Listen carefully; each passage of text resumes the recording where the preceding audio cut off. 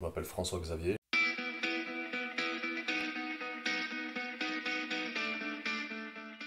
j'ai 34 ans, marié, deux enfants, un mec normal. Quand on veut, on peut. Et c'est ce que j'ai toujours fait. C'est ce que j'ai toujours pensé. Que c'est pas parce que tu es issu d'une classe sociale, peu importe la classe sociale, si tu veux, tu peux. Enfin, j'en suis convaincu. Et ça m'a donné de la force. La force d'y arriver. Ça m'a fait prendre conscience de ce que j'avais, prendre conscience surtout de ce que j'avais pas, et ça m'a surtout fait prendre conscience de ce que je voulais, ce que j'avais besoin. Et au final, je me suis encore une fois donné les moyens d'avoir ce que je voulais. Et je parle notamment de ma famille. Il me fallait un cadre, il me fallait un certain confort, on va dire, sentimental, émotionnel. Et je l'ai retrouvé. Ça avait suffisamment été la tempête quoi, pendant toute ma jeunesse. Il me fallait un cocon. J'avais besoin de me poser, et j'avais besoin d'aimer, je pense. De savoir ce que c'est aussi d'être aimé, construire, d'échanger. Je connaissais pas tout ça. Et c'est ce que je veux éviter maintenant. De transmettre mes cicatrices en fait. Au bout d'un moment, faut bien qu'il y en ait un moment donné qui dise stop, qui garde tout et qui part sur une base saine. Je suis construit sur de la tristesse. Donc, d'où le petit triste marqué ici. Mais ouais, c'est un peu ma fondation, c'est la tristesse, malheureusement, mais c'est mon terreau. J'ai grandi sur ça, mais après, il y a tout qui pousse sur du terreau, même le plus sale des terreaux, on va dire. Donc voilà, je compte bien briller. J'ai jamais fait trop de conneries non plus, parce que j'ai toujours eu quand même la tête sur les épaules malgré tout. Alors les expériences, bon ben j'en ai fait. Il faut bien tester des trucs, il faut bien s'essayer. Et c'est ce qui fait que je suis posé maintenant. Moi j'ai fait ma crise de la quarantaine si tu veux, avant tout le monde. J'ai tout fait d'un coup. Maintenant c'est bon, c'est fait, c'est derrière. En fait c'est assez paradoxal moi, ma situation parce que j'étais très triste et très en colère, très longtemps. Mais en même temps j'ai toujours eu le sourire et j'ai toujours kiffé à fond en fait. J'ai toujours voulu profiter à fond. Jamais perdre une miette. Euh, tout ce que j'ai fait, c'était dans l'extrême. Vraiment, il faut que j'aille au bout des choses en fait. Et depuis toujours. Je voulais faire de la musique, j'en ai fait. Et j'étais à fond dedans. Je pensais qu'à ça. Je veux faire du tatouage, je suis à fond dedans. Je pense qu'à ça. J'ai une entreprise. Déjà, je pense qu'on n'aurait jamais misé sur moi, quoi. Même moi, le premier, j'aurais jamais misé.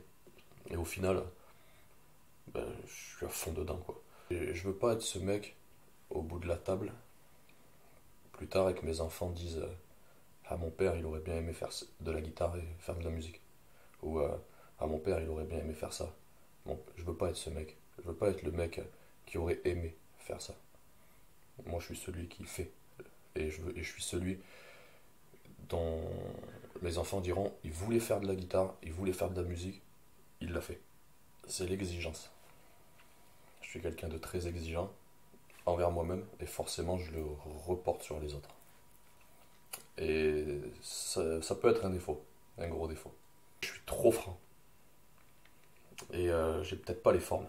À des moments, j'ai le fond, mais pas la forme. Moi, je sais où je veux aller. Mais bon, ça, pareil, ça s'ajuste. Ça s'apprend. On fait une fois le con, on fait deux fois le con, puis on comprend. Même si ben, la fermer, c'est laisser l'autre aller dans le mur quelque part. Mais des fois, les gens ont besoin de se heurter à un mur, il faut l'accepter en fait. Et tu peux pas tout résoudre. Mais après, je suis quand même dans la communication. Ouais. Je dis à mes amis que je les aime. Je dis à ma famille que je les aime. J'ai aucune honte à ça. Je dirais l'exigence aussi. Parce que ça me pousse à moi déjà. Et mes proches, tout ça, je les pousse à optimiser leur capacité un maximum. Donc c'est à double tranchant, mais ça reste aussi l'exigence. Je dirais que c'est le jugement. Ça me procure de la peine. Le décès de mon père. Ça, c'est un truc, ça me poursuivra toute ma vie, et puis j'aurai toujours du mal à en parler. Et après, moi, j'ai quelque chose de très spécial, tout ce qui touche aux enfants, en général. Tout ce qui touche à l'enfance, en fait, c'est très difficile.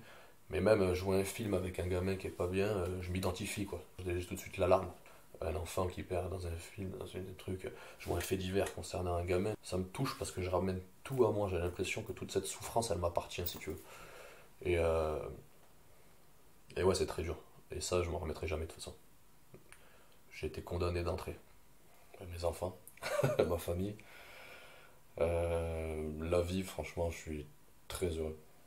Euh, J'ai la chance de pouvoir dire que je suis quelqu'un d'heureux.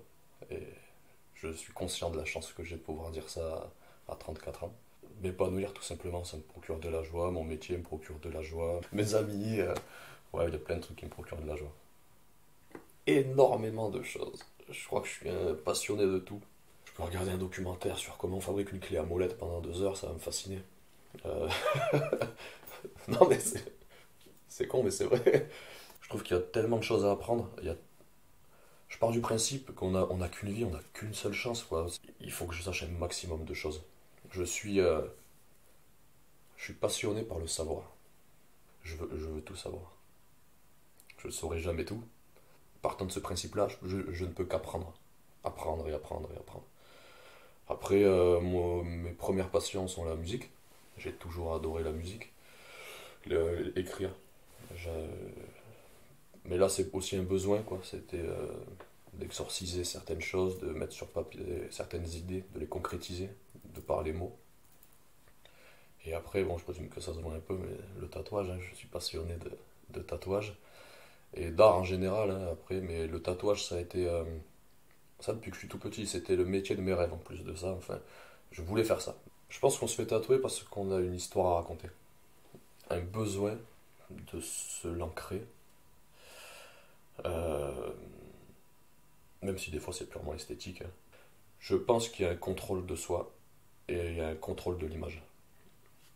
On arrive au monde avec un corps, on grandit avec ce corps, on doit s'adapter à ce corps, on ne l'a pas choisi.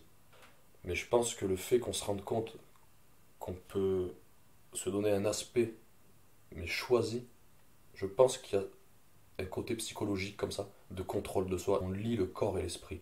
Le tatouage fait pont entre ce qu'on est et ce qu'on véhicule, l'image qu'on véhicule. Parce qu'au final, ce qu'on se tatoue, c'est déjà en nous. Donc il y a déjà un côté définitif. En fait, on met juste en image quelque chose. Mais il est déjà là. Et si on en vient à se le faire tatouer, c'est que ça fait longtemps qu'il est là et qu'il veut sortir, justement. Après, il y a le côté thérapeutique. Ça reste un aspect très fort de ce métier. On met des mots sur quelque chose. On s'inflige un mal quelque part avec ça, hein, parce qu'il faut pas se mentir. Et énormément de gens te diront que ça fait mal sur le coup. Or, plus ou moins en fonction des gens, tout le monde est différent face à la douleur, en fonction de la zone, mais il y en a beaucoup qui diront qu'ils apprécient. Parce que c'est une manière, ça a toujours existé de toute façon.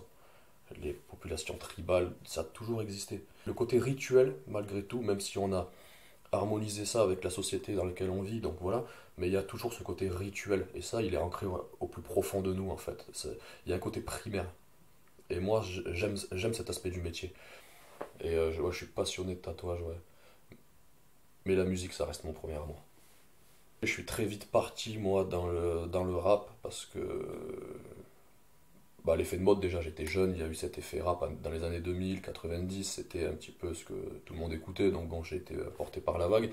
Et après, sur le rap français, il y avait vraiment quelque chose, il y avait vraiment un message. Et j'ai toujours aimé les musiques anglo-saxonnes, mais j'affectionne quand même les musiques françaises parce que je pars du principe que quand on fait de la musique, on a la chance de véhiculer un message et il faut que le plus grand nombre puisse comprendre ce message.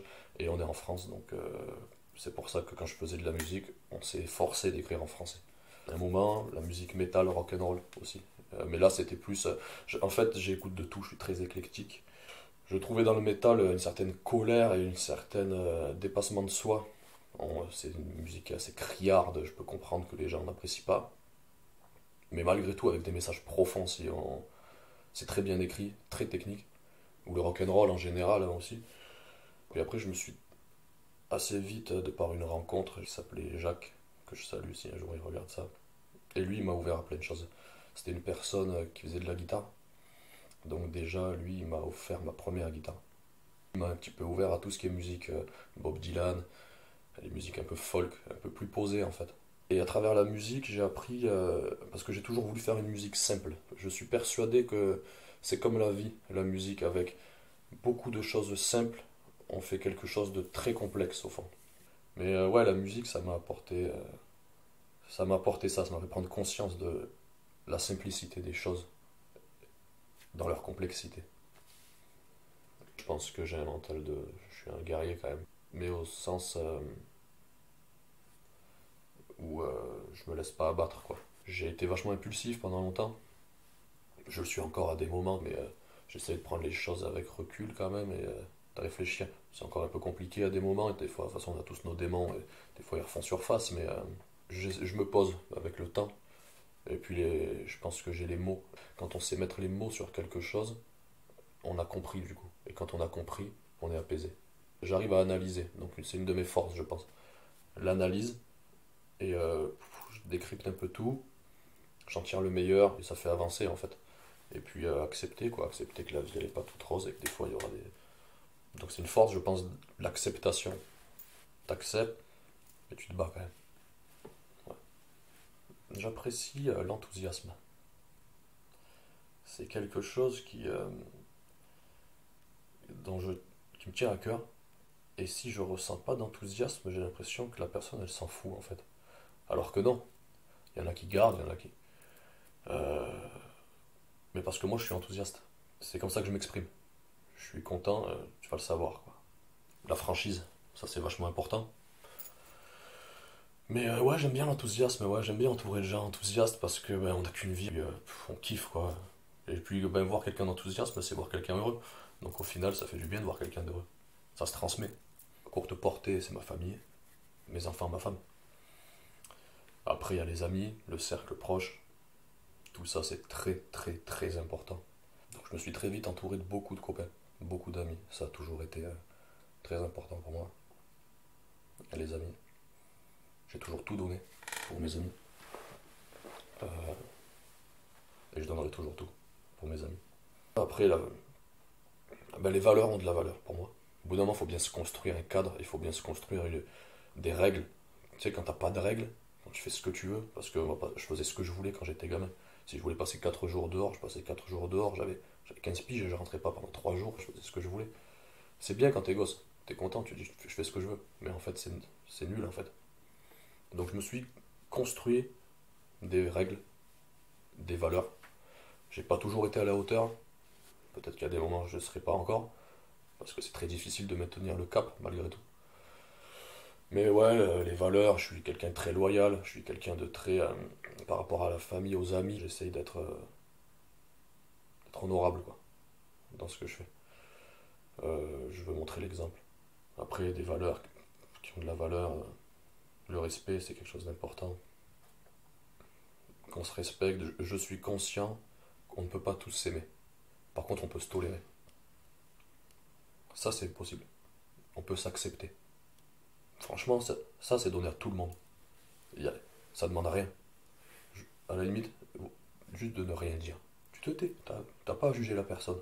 Ça va rien t'apporter à toi déjà. Donc partant de ce principe-là, ne perds pas ton temps à juger. Fais ta vie. Puis toi, t'aimes pas qu'on te juge. Alors pourquoi tu juges quelqu'un? Et je pense que ça a quand même une certaine valeur pour moi, ouais. Je dis pas aimez-vous les uns les autres, j'ai juste acceptez-vous quoi. Ou alors du moins, eh ben, fais ta vie et tu t'occupes pas de ce qui est à côté quoi. Je suis convaincu que si tout le monde faisait ça, les choses elles iraient tellement mieux quoi. Et du coup, forcément, ce qui en découle, c'est de l'entraide, de la solidarité.